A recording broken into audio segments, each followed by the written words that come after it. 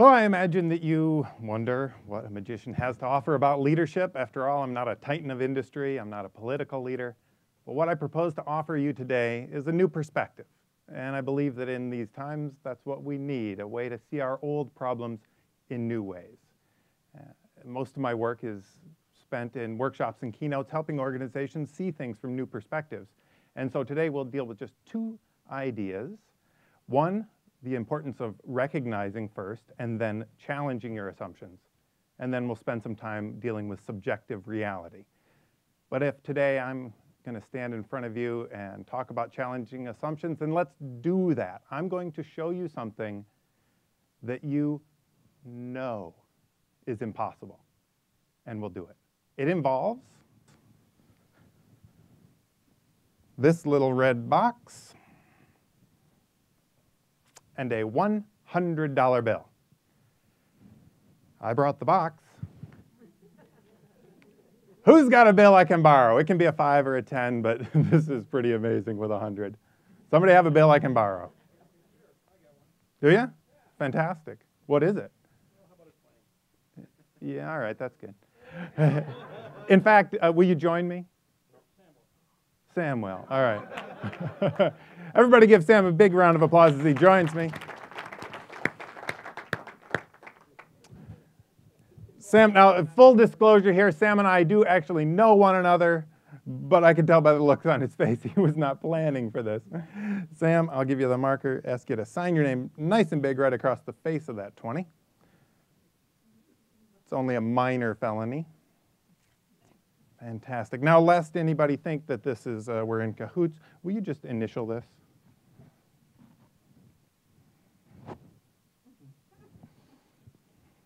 Fantastic. Now, Sam's name and these initials identify the bill so that in the event, when we see it again, we will know it is indeed Sam's 20. I'll tell you exactly what's going to happen. I'll fold the bill into a small bundle. I'll put that bundle inside of my closed hand. I'll wave my empty hand over it. It will disappear, fly invisibly through space, and land in the red box. You know this is impossible, but I'll do it. Just a little push, a little wave, and the bill is gone to no reaction whatsoever. No, it's okay, it's all right. Because you know there's more. You know about the box. Sam, please step across, spin that box around, open it up. Very funny. Pull out what you find. Yeah, a little bag. Open the bag. Pull out what you find from therein. I'll take the bag. Lovely. Know what that is? Lime. A lime. More specifically, a $20 lime. Inspect. Now, this is important. Inspect the lime. Make sure there's no cuts or holes, no secret points of entry, no an unadulterated piece of citrus. Yes. Do you happen to have a knife? Anybody have a... No switchblade, really? Not today. Where's it? Ah, here it is. Check out the knife. Make sure there's not a $20 bill stuck to it somehow. No. Looks good. The knife, the lime.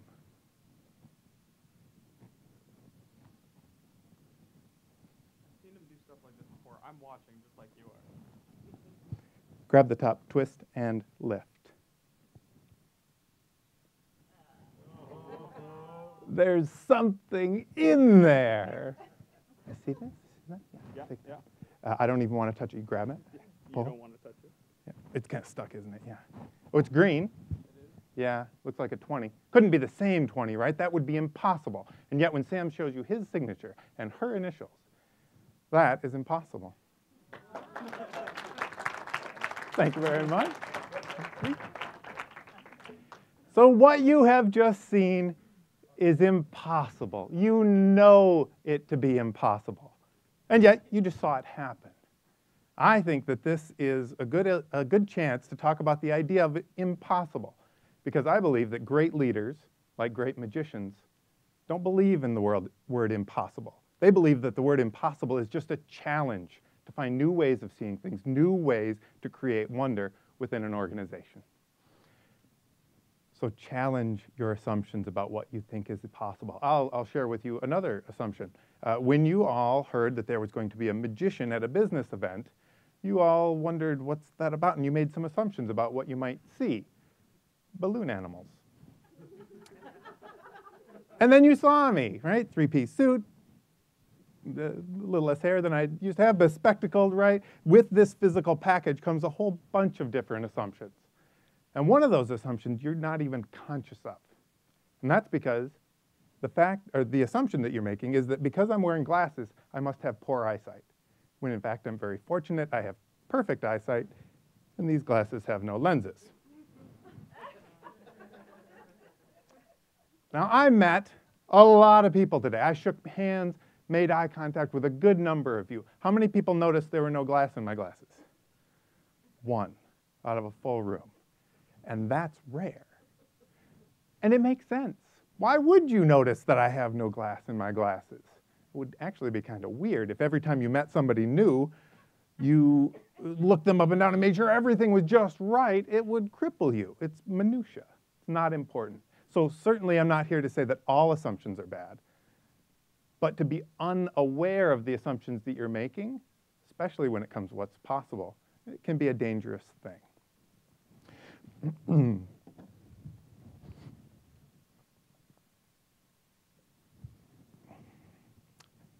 What I would like to do now is invite someone up to experience a different side of reality. Another assumption, and I believe it's one of the most common assumptions that we make on the planet, and it's the assumption that there is one reality, that we all share the same common existence. And while to an extent that's true, there is one objective reality, thing is we all experience that reality through our own subjective lenses. So in effect, reality is subjective. So what I'll do in a moment is invite someone up who will experience one reality while everybody else experiences a slightly different reality.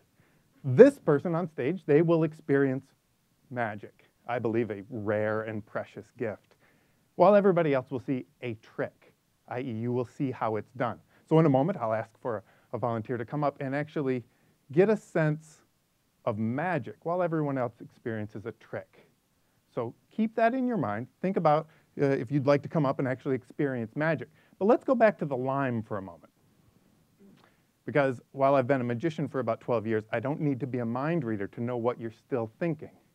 How did he do that? How did he do that? So think about it and tell me, how do you think I did? How did I get that signed bill folded up to disappear, fly through space, and land in the lime? Anybody have a theory? Sleight of hand. A little more specific? Sleight of hand. All right, it's the blanket umbrella of sleight of hand. Thank you very much. Yes?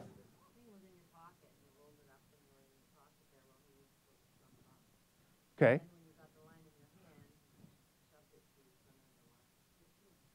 Oh, interesting. Okay, so all right, good. And you're on a scale from 1 to 10. What's your confidence in that theory?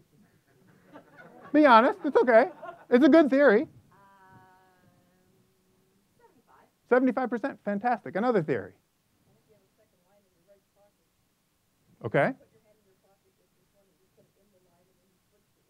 Fantastic.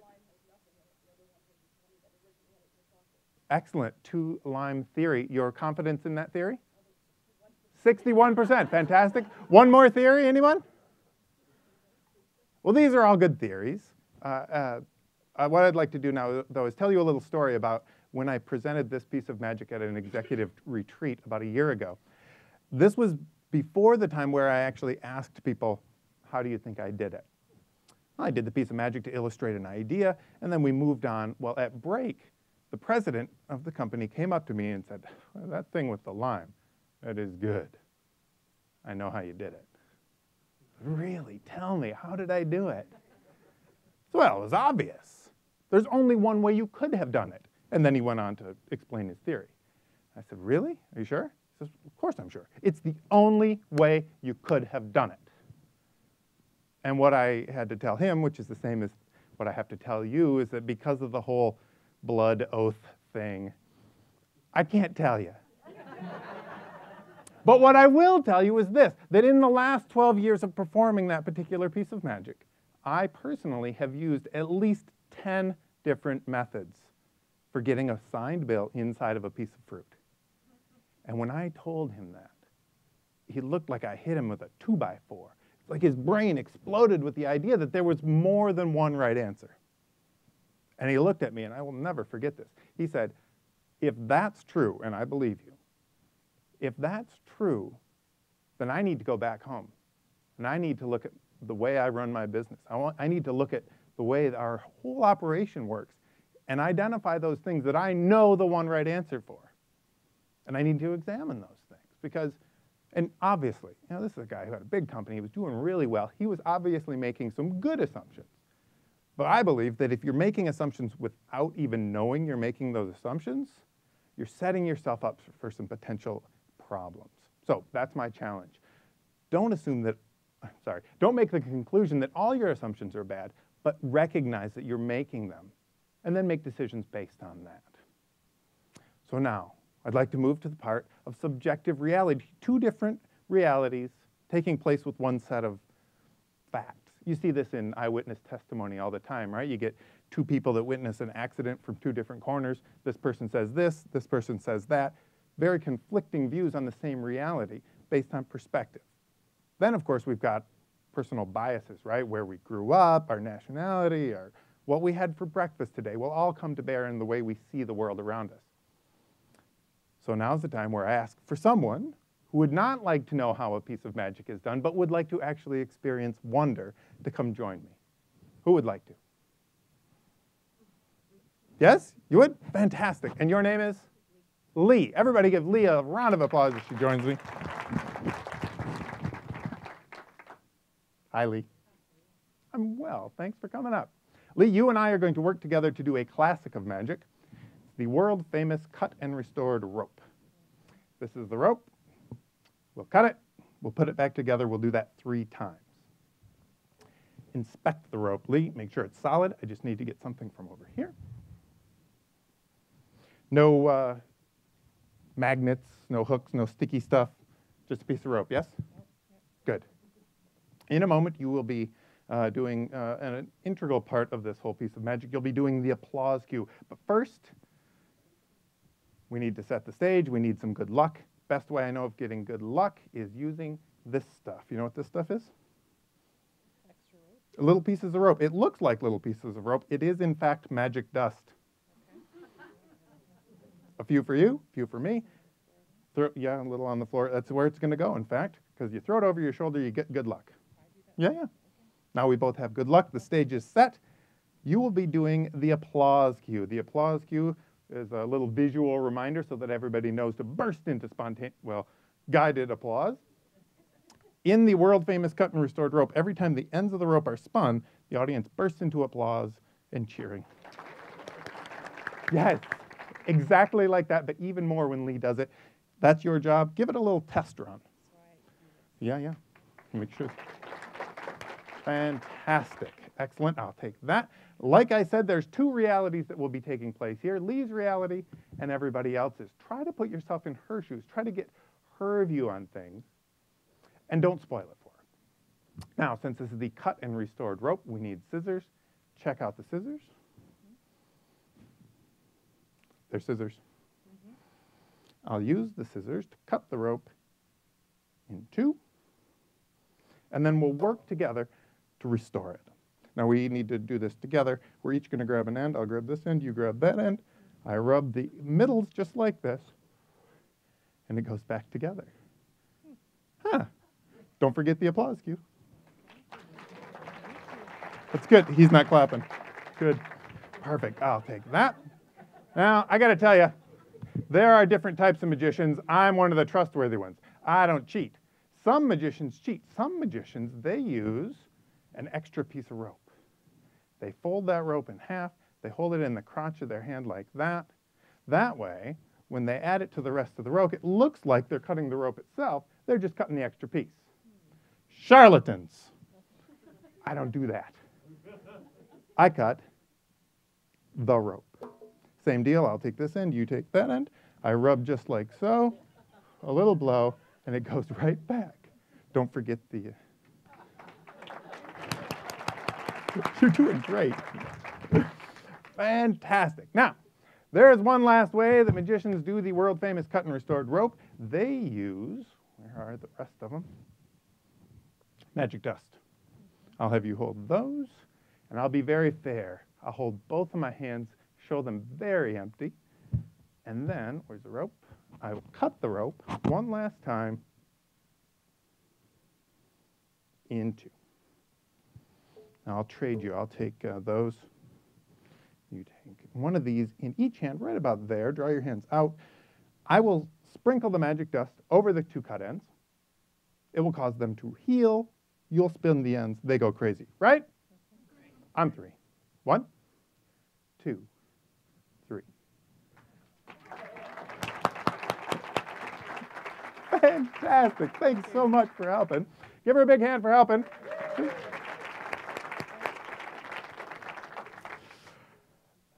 This puts us in a very interesting position, I believe. Puts us in a position where a room full of people have seen a trick and one person has experienced magic. In my opinion, magic being a really rare and precious thing that we as adults don't get much of. So it's up to you, particularly the person sitting right next to Lee.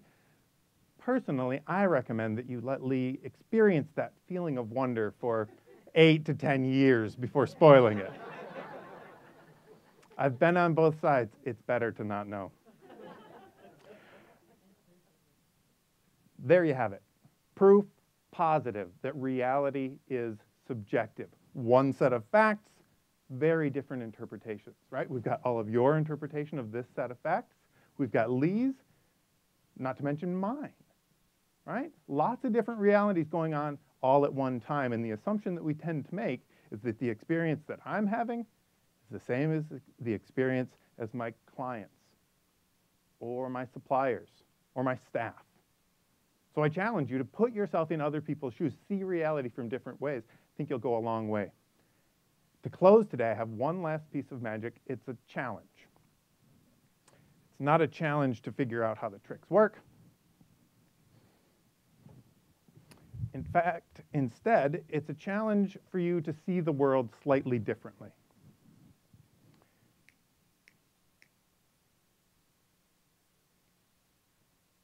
Because we all have our own particular worldview, the way we see the world, based on our histories, our experiences, our filters. We have the way that we see the world every day. Well, my challenge is to go out and deconstruct your vision of reality. Deconstruct your assumptions. Deconstruct your philosophies. Your paradigms. And even your deeply held beliefs. When you've done that, try to identify that one thing, that one bit of yourself that is core, and hold it apart. Keep it safe. But then really dive in and investigate the things that you see in the world, the way you see the world. The things that work well for you, strengthen them. The things that don't, get rid of them.